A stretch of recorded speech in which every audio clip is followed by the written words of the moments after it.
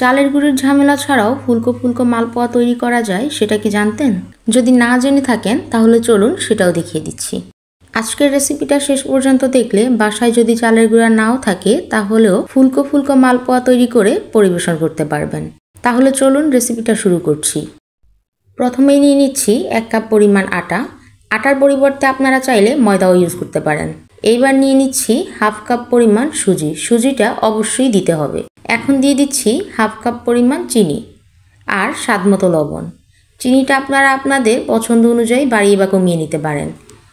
এইবার শুকনো উপকরণগুলো মিশিয়ে নিচ্ছি। শুকনো উপকরণগুলো মেশানো হয়ে গেলে এইবার নিয়ে নিচ্ছি 1 কাপ পরিমাণ কুসুম গরম দুধ। চাইলে এখানে গরম পানিও ব্যবহার করা যেতে পারে, তবে যদি আপনারা শুকনো উপকরণের সাথে পাউডার মিল্ক ব্যবহার করেন তাহলে এখানে গরম পানি ইউজ করলেই হবে। আর যদি শুকনো উপকরণের সাথে পাউডার মিল্ক না ব্যবহার করেন তাহলে চেষ্টা করবেন এখানে দুধটাই ব্যবহার করতে। এইবার একটু একটু করে দুধ দিয়ে মিশিয়ে নিচ্ছি। সবটা দুধ একসাথে ঢালতে যাবেন না, নয়তো ভিতরে লাম্পসের সৃষ্টি হবে। এখানে আমার সব মিলিয়ে তরল দুধ লেগেছে 1 কাপ আরও 1/4 কাপ। খুব ভালোভাবে মেশানো হয়ে গেলে এইবার বেটারটাকে 15 মিনিটের জন্য রেস্টে রেখে দিচ্ছি। ততক্ষণে সুজিটা ফুলে উঠবে আর বেটারের কনসিস্টেন্সিটাও অনেকটাই ঠিক হয়ে আসবে। এই তো দেখুন 15 মিনিট পরে সুজিটা অনেকটাই ফুলে উঠেছে আর কনসিস্টেন্সিটাও অনেকটাই ঠিক হয়ে গেছে। এইবার এখানে আমি আরও 2 টেবিল চামচ পরিমাণ লিকুইড মিল্ক অ্যাড করে দিচ্ছি। এতে করে বেটারের কনসিস্টেন্সিটা একদম পারফেক্ট হবে। আপনারা চাইলে সবটা লিকুইড মিল্ক প্রথমেই অ্যাড করতে পারেন, তবে সেই ক্ষেত্রে বেটারটা আর একটু পাতলা রাখতে হবে, যাতে করে সুজিটা ফুলে উঠলেও কনসিস্টেন্সিটা একদম ঘন না হয়ে যায়। এখানে বেটারটাকে অবশ্যই রেস্টে দিতে হবে, নয়তো সুজিগুলো ফুলবে না আর পিঠাগুলোও ফুলে উঠবে না, তখন পিঠাগুলোর ভিতরে শক্ত থেকে যাবে। এইবার একটা চামচের সাহায্যে বেটারের কনসিস্টেন্সিটা আপনাদের দেখিয়ে দিচ্ছি। দেখে নিশ্চয়ই বুঝতে পারছেন বেটারের কনসিস্টেন্সিটা ঠিক কেমন হবে। এইবার পিঠাগুলো ভেজে নিচ্ছি। তার জন্য চুলাতে এরকম একটা কড়াই বসিয়ে তাতে পর্যাপ্ত পরিমাণ তেল দিয়ে গরম করে নিয়েছি। তারপর একটা মেজারমেন্ট কাপ দিয়ে মেপে কিছুটা বেটার তেলে দিয়ে দিচ্ছি। এখানে আপনারা চাইলে যে কোনো ধরনের গোল চামচও ব্যবহার করতে পারেন। এতে করে পিঠাগুলো অনেক গোল গোল হবে আর দেখতেও অনেক সুন্দর হবে। পিঠার বেটারটা তেলে দেওয়ার পরে সাথে সাথেই কোনো খুন্তি বা কাঠি দিয়ে পিঠাটাকে নাড়ার চেষ্টা করবেন না বা উপরে উঠানোর চেষ্টা করবেন না। পিঠাটা দেওয়ার পরে এমনিতেই কয়েক সেকেন্ড পরে পিঠাটা তেলে ভেসে উঠবে।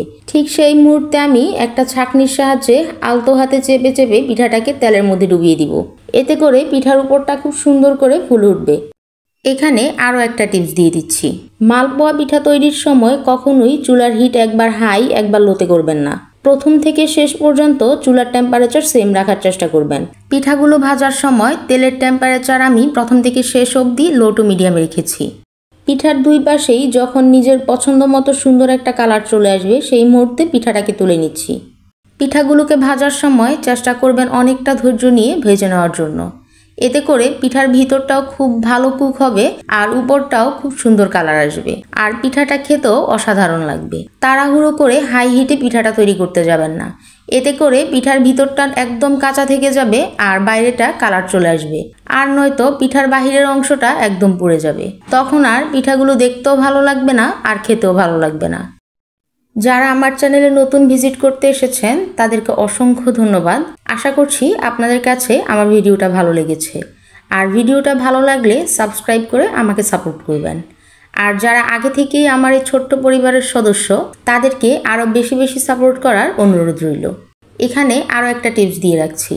যেহেতু মালপোয়াটা সুজি দিয়ে তৈরি করছেন তাই চেষ্টা করবেন বেটারটা তেলে দেওয়ার পরে খুব বেশি নাড়াচাড়া না করতে। কাঁচা থাকা অবস্থায় পিঠাটাকে আলতো হাতে উল্টে দেওয়ার চেষ্টা করবেন, নয়তো খুব বেশি নাড়াচাড়ার কারণে পিঠার উপরটা ফেটে যাওয়ার একটা সম্ভাবনা থাকবে। তখন পিঠাটা খুব বেশি তেল অ্যাবজর্ব করে ফেলবে আর পিঠাটা খেতে ভালো লাগবে না। তাই এই ব্যাপারে একটু সাবধানতা অবলম্বন করবেন। এই তো পিঠাগুলো আমার সম্পূর্ণ ভাজা হয়ে গেল। এইবার সার্ভ করে দেখাচ্ছি।